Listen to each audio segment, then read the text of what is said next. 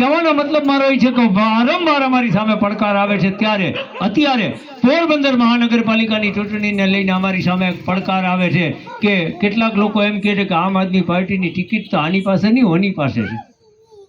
કોઈ એમ કહે છે કે નિલેશભાઈના ખિસ્સામાં ટિકિટો પડી છે, કોઈ એમ કહે છે કે નાથાભાઈ પાસે પડી છે, કોઈ એમ કહે છે કે ભાર્ગવભાઈ પાસે, કોઈ એમ કહે છે કે શહેર પ્રમુખ, તાલુકા પ્રમુખ, જિલ્લા પ્રમુખ, મતલબ અલગ અલગ વાતો થાય છે.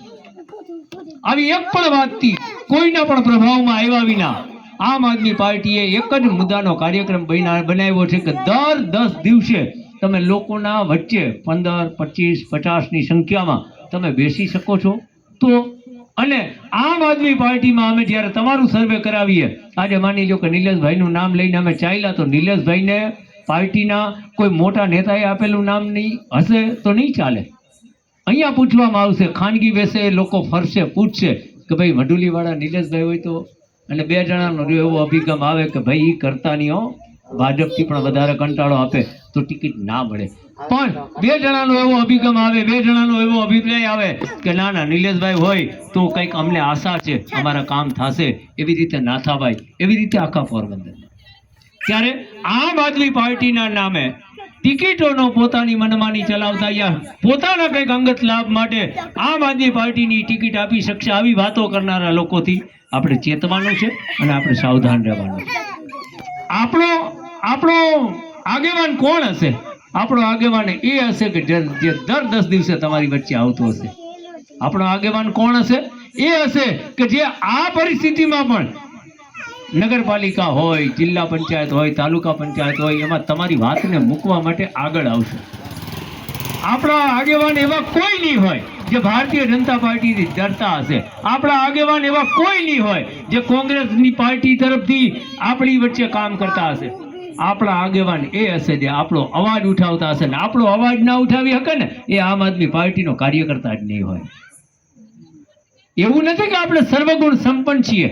ક્યાંક ને ક્યાંક આમ આદમી પાર્ટીમાં પણ ખોટા લોકો બેઠા હશે, પોરબંદરમાં પણ કેટલાક લોકો બેઠા હશે. ત્યારે એને ઓળખવાની આ રીત છે, ઓળખવાની આ પદ્ધતિ છે.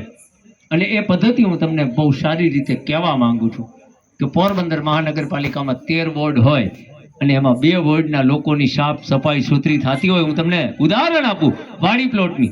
વાડી પ્લોટમાંથી તમે જતા આવતા હશો કોઈ ને કોઈ જગ્યાએથી, વાડી પ્લોટમાં તમને આવું સાફ સુથરું જોવા મળે તો ઘડીક વાર આપણને એમ લાગે કે આપણે ક્યાંક સુરત કે વડોદરા આવી ગયા કે હું.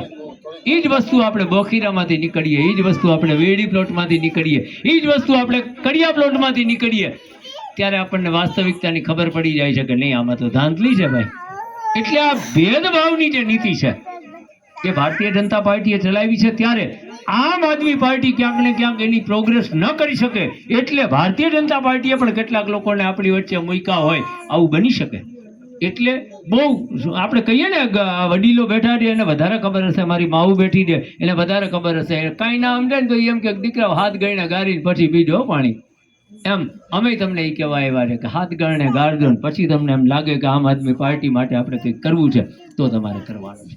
આ હાથ ગણનાનો મતલબ એ છે કે આમ આદમી પાર્ટી આટલું બધું મહેનત કર્યા પછી પણ જો કોઈ છળ કપટને રોકી ના શકે, યા આમ આદમી પાર્ટીના નામે કોઈ પોતાના ખિસ્સા કે ગજવા કે ઘર ભરે, તો એ લોકો અમારા નથી. આ હું તમને કહેવા આવ્યો છું.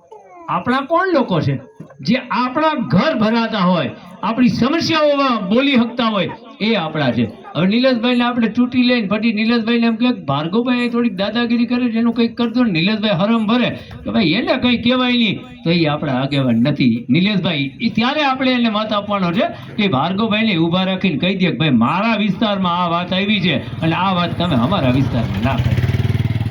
કહેવાનો મતલબ મારો આ છે. એટલે અત્યારે આપણને આગળ વધતા રોકવા માટે એક ટોળકી કદાચ આમ આદમી પાર્ટીમાં પણ કામ કરતી હોય તો એના પ્રભાવમાં આવવાની જરૂર નથી. અને આ વાત હું કદાચ અત્યારે બહુ લાંબી કહી રહ્યો છું, જે તમારે સાંભળવાની કે સમજવાની એ નથી. ત્યારે તમારી વચ્ચેથી જો નામ નાથાભાઈનું નીકળીને આવ્યું તો ખાતરી રાખજો નાથાભાઈને ટિકિટ મળશે. તમારી વચ્ચેથી નામ નીકળીને આવ્યું નિલેશભાઈનું તો ખાતરી રાખજો કે નિલેશભાઈને ટિકિટ મળશે.